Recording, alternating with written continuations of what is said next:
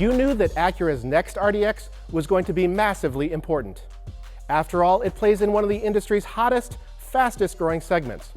But that's not the only reason this crossover SUV is so critical to its maker. The 2019 RDX is a milestone model for Honda's luxury division for a number of reasons, including the fact that it showcases the biggest design shift for the brand in over a decade. It's also received a complete interior rethink, along with an overhauled infotainment system that features the first application of Acura's new True Touchpad interface. But let's start with that appearance. It's heavily influenced by Acura's Precision concept show car from 2016, and while that sedan's front-end styling made me think of Jack Nicholson's Joker makeup in the old Batman movie, this one really doesn't do that.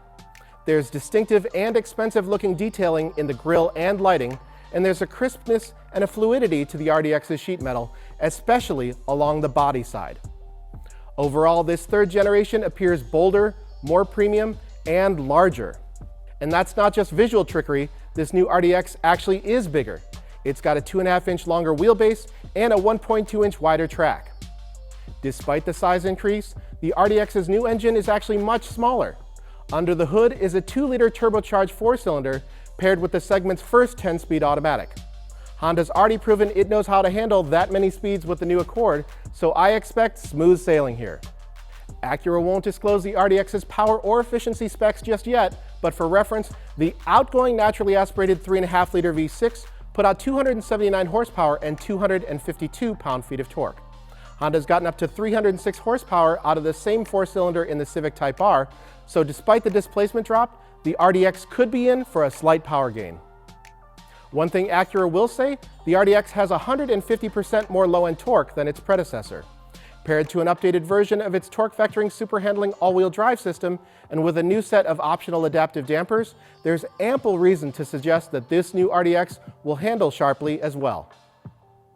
That's all well and good, but I think that the RDX's make-or-break change is in the cabin. It's the new Android-based infotainment system. When you first get inside, you'll notice the crisp 10.2-inch widescreen display, but I'm most interested in how well the True Touchpad controller works. I have to admit, I was a little skittish when I heard that Acura was going in this direction. After all, Lexus's outwardly similar remote touch interface is a disaster. But True Touch is different in that it uses absolute one-to-one positioning.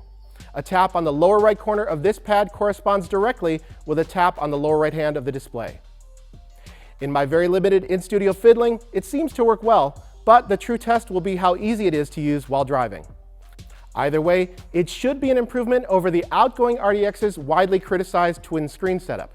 Other trick cabin touches include an available 710-watt 3D ELS sound system, which includes 4 unique super thin ceiling-mounted speakers.